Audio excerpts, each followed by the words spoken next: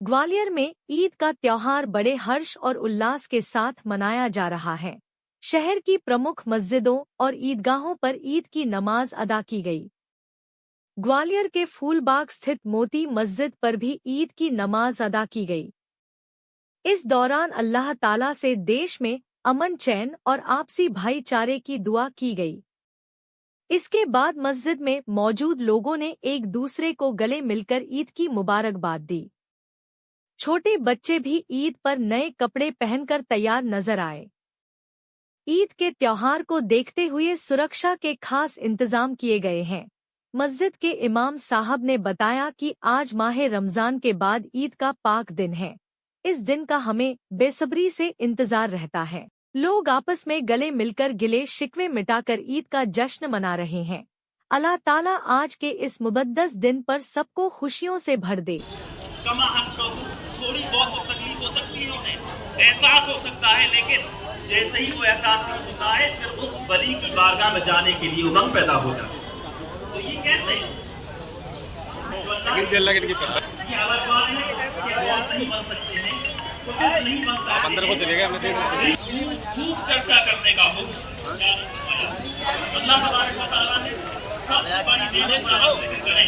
आगे आ जाओ आप लोग, आगे सबसे बड़ी नेमत आपसे पहले जितने नबी आए उन्होंने भी उन्हें सबसे बड़ी नेमत माना है। आला हज़रत फरमाते हैं सब हमारा नबी अल्लाह तबारक व तआला ने हमें ऐसा नबी अता फरमाया जिस नबी की शान कोई भी दुनिया में पैदा होने वाली से कलम से घटाने से किसी की शान घट नहीं जाती है। जिसकी शान को रब ने बढ़ाया हो उसकी शान। सदर साहब आज बड़े जोशों के साथ मस्जिद में ईद उल फितर नमाज पढ़ी गई। किसका संदेश देता है मुस्लिम समाज को, क्या पैगाम देते हैं आज के तौर पर? देखिए, मुस्लिम समाज का जो कोई भी फेस्टिवल हो, वो जो उसका मैसेज है वो मैसेज है कि एक दूसरे को गले लगाया जाए।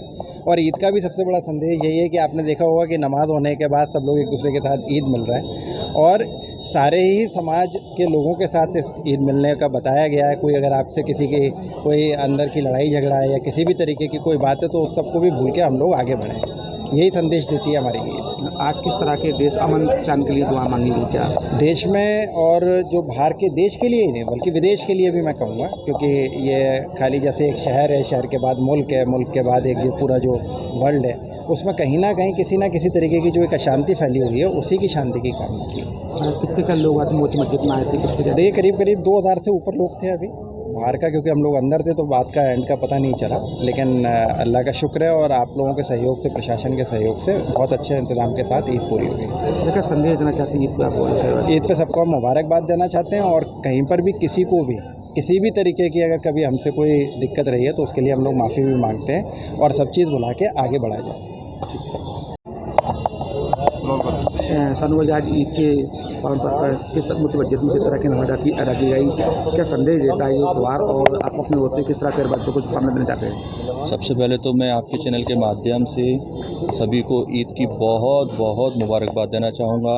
आप लोगों को बहुत बहुत मुबारकबाद देना चाहूँगा और ग्वालियर के जितने ग्वालियर वासी हैं हमारे, उनको सबको ईद की बहुत बहुत मुबारकबाद देना चाहूँगा। आज मोती मस्जिद में 8:30 बजे ईद की एक विशेष नमाज अदा की गई और इस नमाज को जो है यहाँ पर मोती मस्जिद के अंदर बड़े अच्छे से अदा किया गया। और आज एक विशेष नमाज होती है क्योंकि रमज़ान के बाद आज जो है सब लोगों ने जो रोज़े रखे थे उसके बाद एक ईद का जो है ईद उल फितर का एक खुशी का त्यौहार है आज, तो इसके उपलक्ष्य में आज मोती मस्जिद में एक विशेष नमाज का जो है आयोजन हुआ था, यहाँ पर बहुत अच्छे से इसको अदा किया गया। क्या संदेश देते हैं ये नमाज का? क्या मुस्लिम समाज मुस्लिम समाज का ये ईद का मतलब है खुशी और मुस्लिम समाज की तरफ से यही संदेश देना चाहते हैं कि ग्वालियर शहर के अंदर सभी लोग बड़े अच्छे से, भाईचारे से, प्यार मोहब्बत से, सांप्रदायिक सौहार्द का हमारे ग्वालियर शहर का जो पूरे भारत में एक इतिहास रखा है उसको कायम रखें। सभी मिलजुल के ईद मनाएं, आपस में बहुत बहुत अच्छे से प्यार मोहब्बत से रहें और खुशियाँ ईद की बाँटें। किस तरह का दुआ मांगी गई है खुद रमजान के लिए?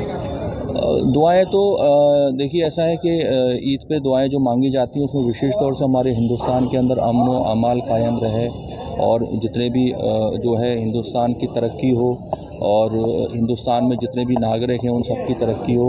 एक कलेक्टिव तरीके से जो है हमारे इमाम साहब दुआ मांगते हैं, उसमें मुस्लिम समाज के लिए भी दुआएं होती हैं और जो हिंदुस्तान के जितने भी नागरिक हैं, चाहे वो हिंदू, मुस्लिम, सिख, ईसाई जो भी नागरिक हैं, उन सब के लिए जो है विशेष तौर से दुआ होती है और हिंदुस्तान की तरक्की के लिए दुआ होती है। आज का संदेश देना चाहते हैं ईद के पावन पर्व पर त्योहार पे आज? संदेश तो मैंने अभी यही दिया ना कि सब लोग अच्छे से मिलें जुलें और खुशियाँ बांटें। ईद का मतलब होता है खुशी, एक दूसरे से मिलें, एक दूसरे को मुंह मीठा करें और सब लोग आपस में ईद के में गले मिलें और जितनी भी पुरानी रंजिशें हैं, जितनी भी आपस में कुछ नातफाकियाँ हैं, आपस में नाराज़गियाँ हैं, ईद पे एक दूसरे से अच्छे से मिलें, गले मिल के उन सब नातफाकियों को, सब जितनी भी नाराज़गियाँ हैं उनको सबको दूर करें और एक नई रीस्टार्ट करें।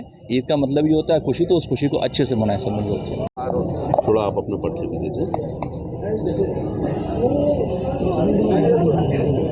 इशारा करिए। इमाम साहब आज मोती मस्जिद में ईद की नमाज पढ़ी गई है, क्या संदेश देती है नमाज और क्या कहना चाहते हैं समझ में?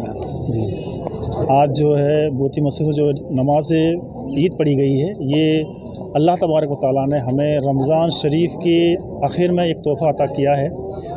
रमज़ान शरीफ के इख्तिताम पर हम ईद की शक्ल में ये ईद की नमाज़ अदा करते हैं और इसमें सबसे अहम हमारा जो काम रहता है वो गरीबों की, यतीमों की और जो ज़रूरतमंद है उनके लिए उनकी मदद करना, उनको फ़ायदा पहुंचाना।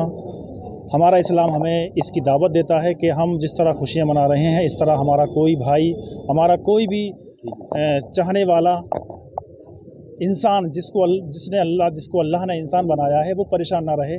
उनकी परेशानियों को भी मद्देनज़र रखना है और उनका भी ख्याल रखना है। यही हमारा आज का बिलखुसूस पैगाम है और ईद इसलिए मनाई जाती है कि जिसमें आज के दिन हम अपने पड़ोसियों को, अपने गरीबों को, सबका ख्याल रखें और मिलकर खुशियाँ मनाएं। क्या दुआएं मांगी गई हैं? आज बिलखुसूस दुआ मांगी गई हिंदुस्तान की तरक्की के लिए, हिंदुस्तान में रहने वालों में आपस में इत्तिफाक, इत्तेहाद के लिए। जिस तरह हम पहले रहा करते थे इसी तरह फिर से हम दोबारा से भाईचारगी के साथ में हिंदुस्तान में रहें। हिंदू, मुस्लिम, सिख, ईसाई सब लोग मिलकर रहें, अपने अपने मज़हब को फॉलो करें, अपने अपने मज़हब के हिसाब से जो जमहूरियत हमें हुक्म देती है उसी तरह हम अपनी ज़िंदगी गुजारें। यही हमारा आज का पैगाम है।